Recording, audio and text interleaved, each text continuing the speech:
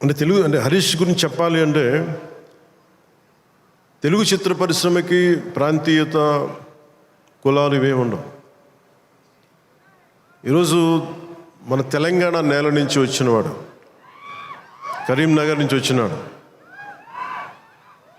అది సినిమాని మనకి దీనికి ఎల్లలు ఉండవు, హద్దులు ఉండవు. దీనికి ఆ సినిమానా ఈ సినిమానా అనేం కాదు. ఇది మన సినిమా, ఇది మన దేశపు సినిమా, మన నేల సినిమా, మన నేల నుంచి పుట్టిన దర్శకుడు. ఇలాంటి అద్భుతమైన దర్శకుడు నన్ను ఇలా చూడాలని చెప్పేసి ఊహించుకొని ఇలా కావాలని చెప్పి తపన పడి, నాకు హార్స్ రైడింగ్ నాకు రాదు. నాకు గబ్బర్ సింగ్ షూటింగ్ టైంలో నాకు తీసుకెళ్ళి మన గుజరాత్లో తీసుకెళ్ళి గుర్రం తీసుకొచ్చారు. దేనికన్నా నేను మామూలుగా నడిచి వస్తే ఈ విలన్స్ని కొట్టొచ్చాము అనుకుని, లేదా గుర్రం మీద రావాలని అంటారు. నాకు అప్పుడు దాకా హార్స్ రైడింగ్ తెలియదు. నాకు గుర్రం పట్టుకొని నడవడం అలవాటు, కానీ హార్స్ రైడింగ్ తెలియదు. కానీ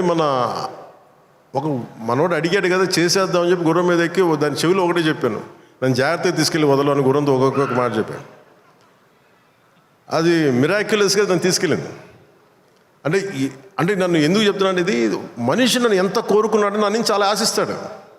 నేను ఏదైనా నేర్చుకోవడానికి సంసిద్ధతో ఉంటాను తప్ప అన్నీ ఒకటికి అన్ని అద్భుతాలు, అన్ని క్వాలిటీస్ ఎలా ఉంటాయి, అన్ని టాలెంట్స్ ఒక మనిషిలో ఉండవు కదా.